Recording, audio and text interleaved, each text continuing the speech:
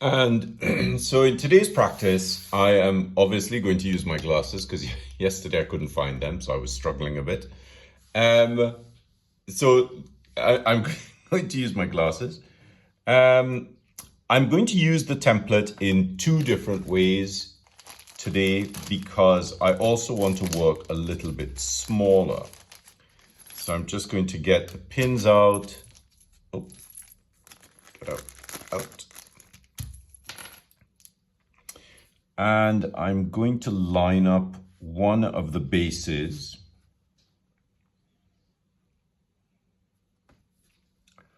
So I generally align them here.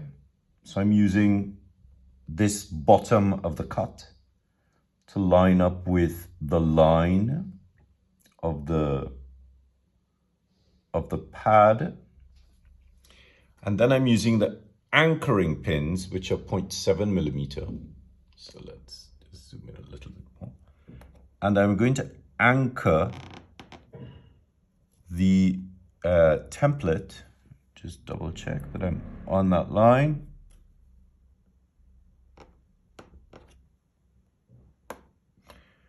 And I'll do the middle one as well.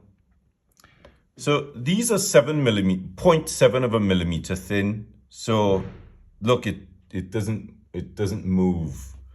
So, there are these bits here to hold it in place. Sometimes I don't actually anchor it. I just hold it in place. And I know a lot of you are clumsy. And so if you try to hold it in place, it will slip out of place. The reason why these are narrower is because when I originally made the template, these were all 1 millimeter, all the holes. But a 1 millimeter hole is huge. But you'll see when I take this off how small it is. So I'm going to rule up every one. So I go back and forth so I'm using this technique called bostrophodon, which is the path an ox takes to plow a field, which is used in Egyptian hieroglyphs and Greek and the writing of Greek.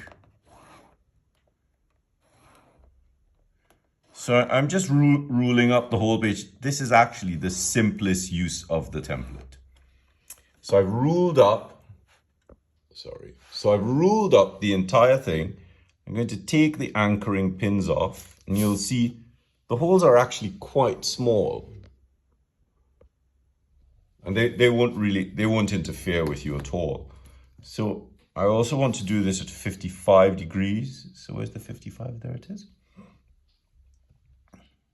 Let's put it in there. Where's the other 55? Over here. And let's get it to the bottom of the page. And so I'm using a pentel red, what's the word? Lead.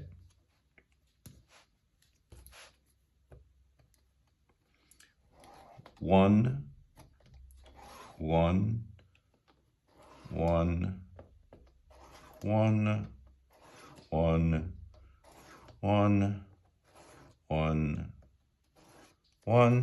And I'm going to slide that along there. So it's stopping there. So I'm just going to come down a little bit more because I actually want, maybe I'll just keep it off just a little bit. One.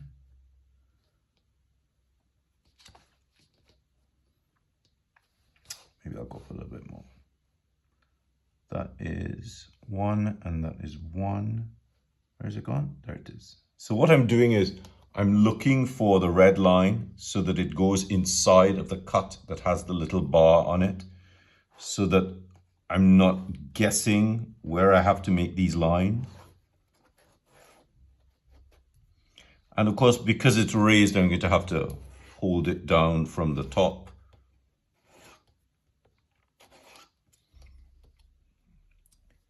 So that's quite high. I don't want to chance that. So let's take these out. Put this aside. Score it. Tear it. put it on the flat page. Now, there are a number of ways to do this. So what I can do is I can take that top 55 and actually put it on a line and find one of those one bits. There's tons of ways to ensure that the ruling up is consistent. So I actually want it a little bit higher. I sort of want all of this. So I'll take the side 55 and I'll put it on the side of that and make sure that line is lined up with that. And then I will look for one line. Oh, so it's here. So, whoa, come on. So it's not lining up with the, there we go. So there's the side, there's that, and there is that. So we have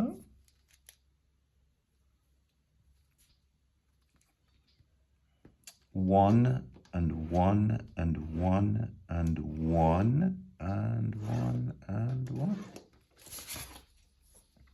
So I've ruled up the whole sheet. I mean, there are other ways to do it, but it sort of works by tiling this up, which I'm not going to do today because I want to get on with the writing. Okay, so I've ruled the sheet up and you can see that the red lines are at 55 and there's a half line at 3 millimeters.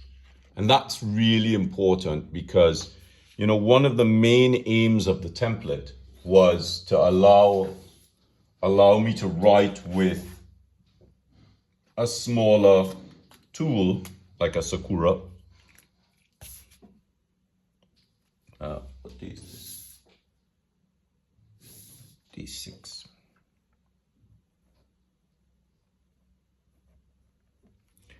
And today is the 11th.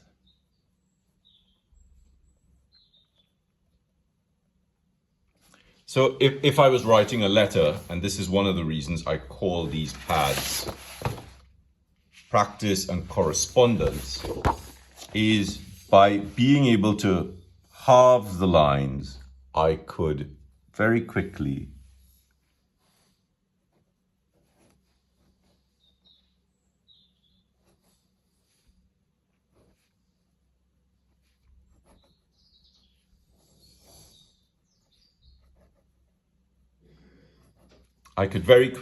write a letter and ensure that I have a baseline and an X height. So that's something else. All right, so my practice today. What is my practice today? So my practice today is twofold. Let me just, now that you've seen that I've done that, let's drop this out. Tilt this back a little bit. So the practice today focuses on two things. So one of the things that it focuses on is I'm going to use this old nib that I've been using. So I just want to test something with it.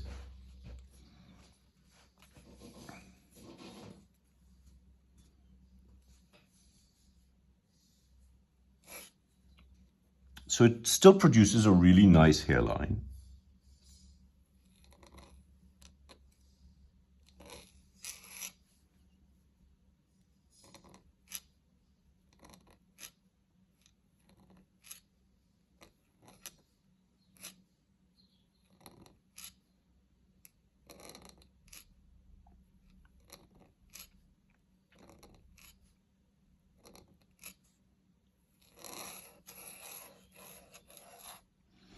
And there are none of those little kinks that I saw yesterday.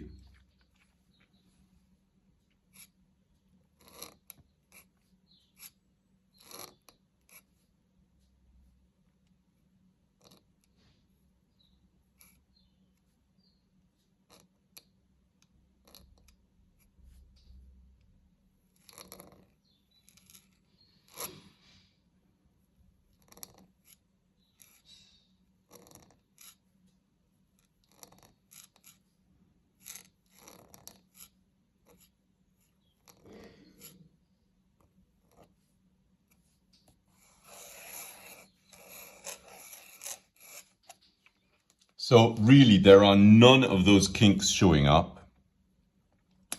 Now, I did get a new Hunt 22B nib out just to see what the difference would be. Just need to move this up.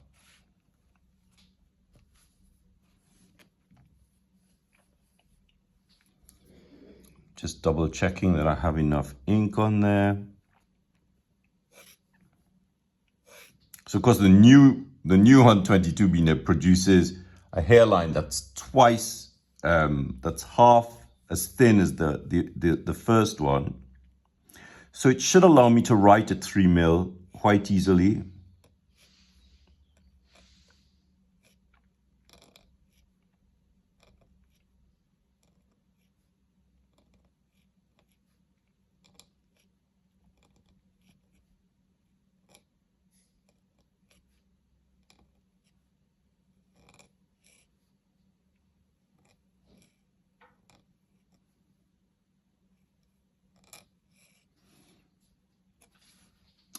So now at 3 mil, you'll find that Hunt 22B nib is a little bit tricky to handle because, you know, it's so fine, you know, the 3 mil height is so fine that you'll start running into issues with accuracy and sort of consistency. I'm just looking around to see if I have a 303 handy. There we go. So this is a 303, so you'll find that it's much easier to get, you know, check the lift.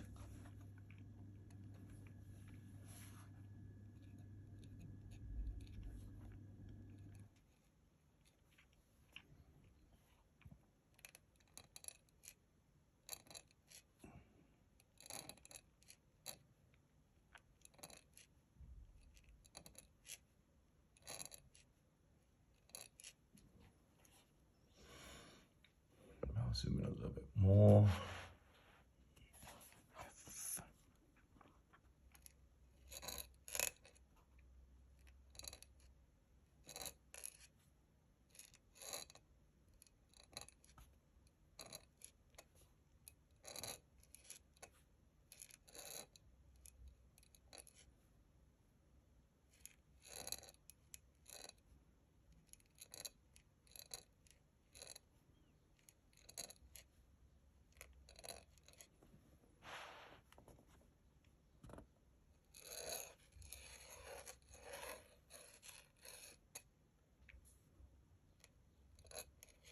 All right, so let's do some writing. Okay, I'm just going to shut up for a little bit and do some writing. So I'm going to work at 3 mil, which is a little bit more difficult, and it requires a little bit more care and a little bit more consideration in the writing. So just done a tip so you can see how much ink is there.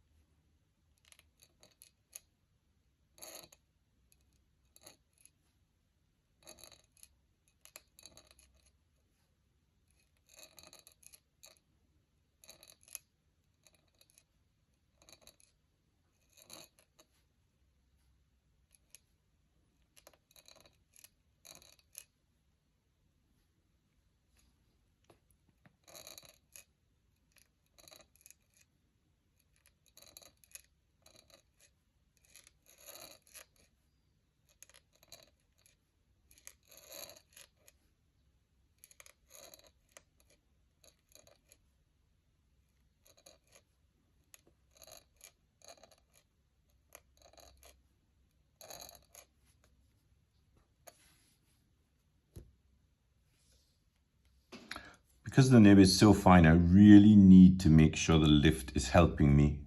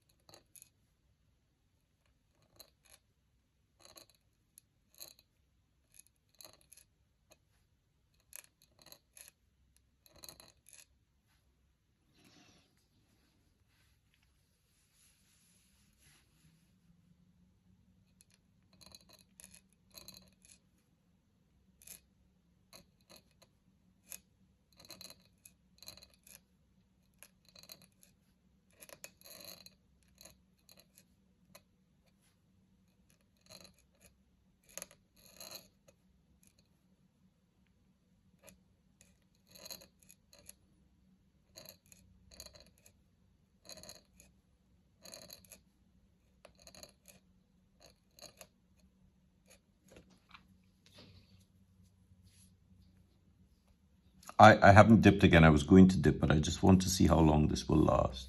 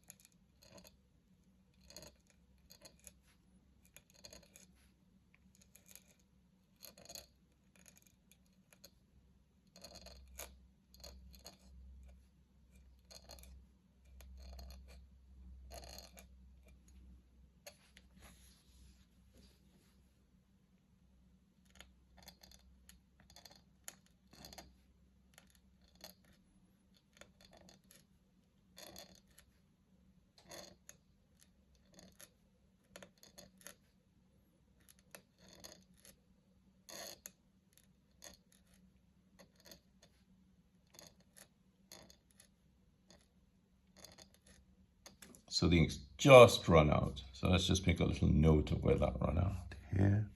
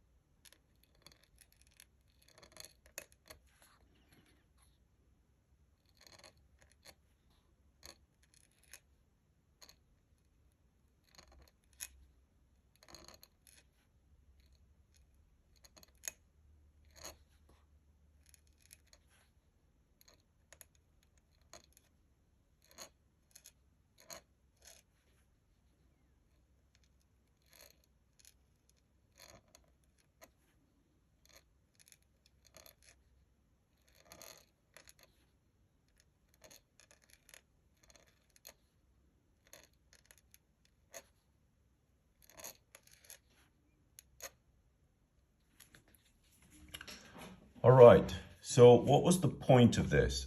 Just give me a second, let me clean this, clean these nibs, because the ink has a tendency to harden. This Dr. P.H. Martin's Bleed Proof White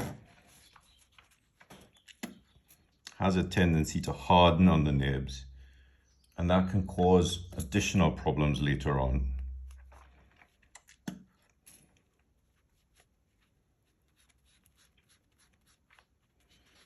So I'm just cleaning the underside just between the tines. So a couple of things. So we noticed that I added a little bit of water before I started, and that seemed to help with the issue of the little kinks that we had. Let me grab yesterday's sheet. So where we see these little sort of angularising of the curves, there and there, there and there, it didn't happen. It was the same nib, so that's the same nib, and it didn't happen anywhere.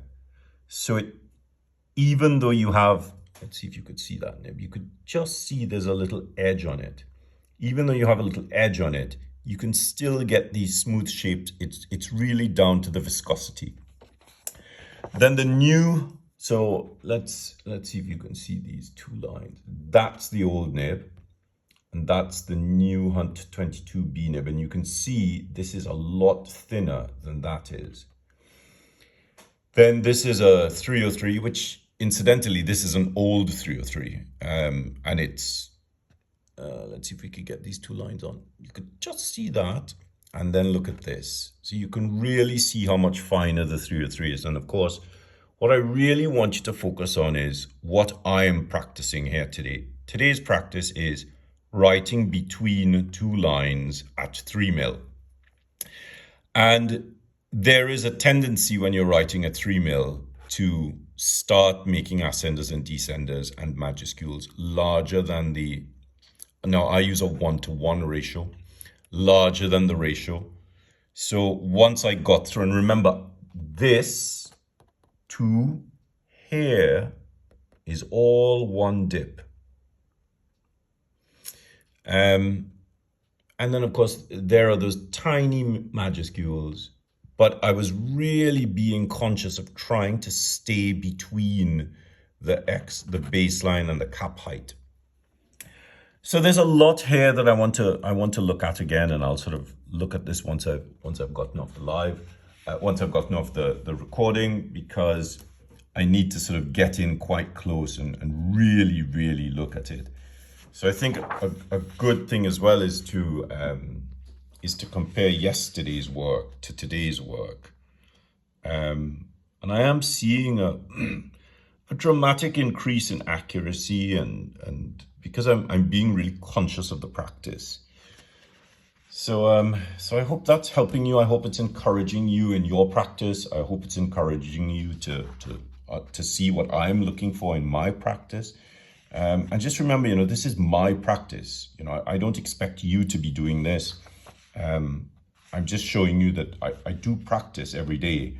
I've just never really shared it with you before. If you have any questions, by all means, leave them in the comments below. And I will try and include them in tomorrow's practice. Okay, bye-bye.